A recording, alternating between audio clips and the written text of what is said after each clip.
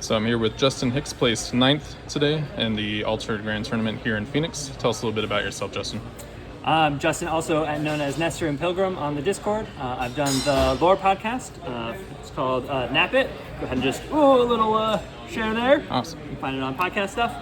One of the Musubis also for Altered, and I've got into it when Kickstarter came through, so it was an awesome game. First got interested in how they were doing a business model, and then just started playing the game, and it was a ton of fun, obviously, as you probably know listening. Yeah, early adopter. Yeah. So tell me about what deck you played today. I played Kojo and Booda. I had intended to bring Gulrang and Toxin, but the uniques I ordered are in the mail currently, and so I seconded Kojo, her Gulrang's brother, and he did me pretty well. I feel like 9th place, not too bad. What matchups challenged you the most today? I lost. I won against 2 Fen and Crowbars and lost against 1. I beat a Waru, and then I can't remember what I lost against the first time. Was not a Tasia. So the last one that I got. So I forget. And anything you would have done differently if you could go back and replay those games? Yeah. The second game that I played against the Waru player at the very end, I just missequenced. I should have intimidated first against his Robin Hood, and then used the send to mana one for his Isatok. Mana Eruption? Mana Eruption, yeah. Gotcha. I got it backwards, so awesome. He ended up taking that, but I still got the third game, just had to play it full one. Sweet. So let's go through your deck a bit. Let's see any cards in there you think are particularly different or interesting compared to what you normally see for Kojo? I will point out that I've got a red, I've got it forced to you, signed by Nivius. Thank you, Nivius, from the Discord. Awesome. I've only got 1 in the deck, and not really a fan. I thought I was going to like her more than I do, and I think that kind of couples with the physical trainings that I had. I ran 3 of them, all rares.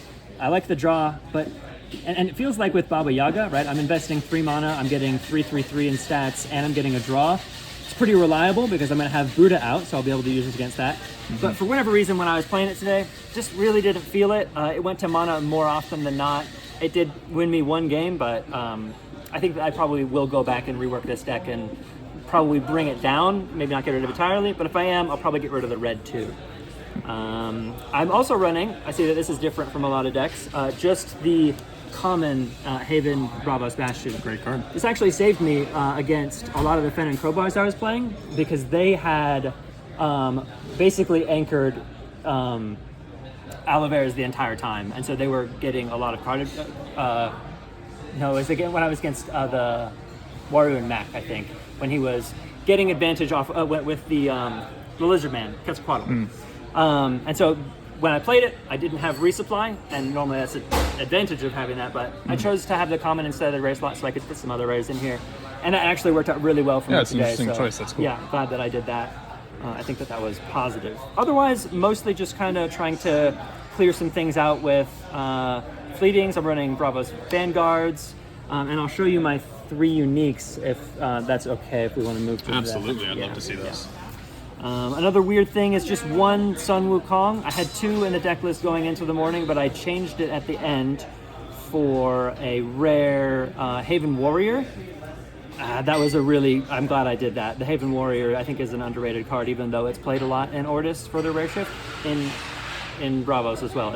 It's pretty good. So let's take a look at the uniques that I've got.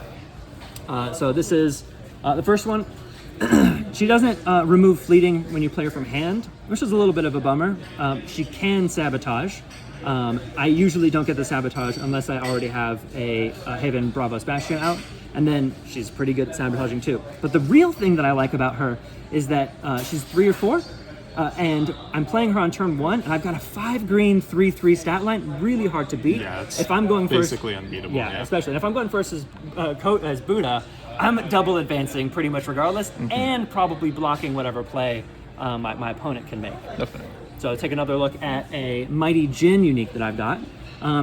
This one I thought that I was going to like a lot more. The 3 stat line actually made me like this card a lot less than I really just wanted to play the rare one a lot of the times. Just that 1 point really did a lot against me today. Of course, that's variance and stuff. But being able to remove characters is pretty good. I didn't use that at all today, but that's in effect it's nice. Great option. And I think that also the 4 from reserve also is a count against this as a unique. So I still like the card. Probably better uniques to be able to run. And let me pull my last unique up. I do run 3. And this last one I think is it's the dessert. Oh man, this is such a good card. 1, it's beautiful. You've got no supportability on this Kitsune. It's a 2/0/4. The 4 stat line's pretty nice. But what's great about this thing is 3 cost, and at dusk, each player draws a card, and then when she leaves, I draw a card. So extra card if someone's as well. coming out with removal, I'm getting a card. That's amazing. I'm netting 4 cards off of this if they're not removing it because I'm playing it from reserve as well. It's just an awesome card. I really like this card a lot. That is super solid. And whenever I'm playing with it, my hand is just fully stuffed to the point where I maybe don't need as much card advantage as I've got from the other cards. So which cards kind of overperformed compared to expectations? Which cards held down and won you a lot of games today? Overperformed. Let me take a quick look. I'm thinking Chiron actually overperformed. It's a 2/2 for 2. Being able to split those stats, especially when you have a Buddha, that's a big winner. The rare Bravos Vanguard, also a pretty big winner. The stats on that guy are pretty good. I like that one. Slight underperform on Mana Eruption. I'll show. I don't think it's tech. I think everyone's got it. But I will show these cards also for overperforming. Foundry Mechanic only got 1 in the deck, but man, those brass bugs hit every time. I'm going to try to get more rares and see if I can fit them in. While we're speaking of Axiom, we've got the Axiom Salvager. Great card. I think this one pretty much everyone's familiar with as being pretty good in Bravos. But being able to remove the fleeting tokens off this with Helping Hand and with the focus that I have with my Bravos Vanguards is a really good combo for making up for some card advantage that other people are going to have. So super great there. And then again, already mentioned it, but the Haven Warrior really overperformed. Great buy, I know yeah. it's just 3/3/4/4, similar to Cernunos or Kirnunos, but just for whatever reason in Bravos really hit me hard. Absolutely. Yeah, great stuff there. And so I guess one of my last questions, what made you decide to play Bravos today rather than, Waru and Max, super meta choice. I hate it personally. I didn't want to play it. Yeah. It doesn't even seem fun. For you, what's the draw to Bravos in particular? Yeah, so again, I was going to play Ortis, but I was going to play Ghoul-Rang and Toxin. That was the first one there. The thing that draws me to that is Toxin's a poet, really just kind of a sucker for the character. Also felt like I could come in and sate my ego a little bit. If I'm coming in with a Ghoul-Rang, if I don't perform well, that's okay.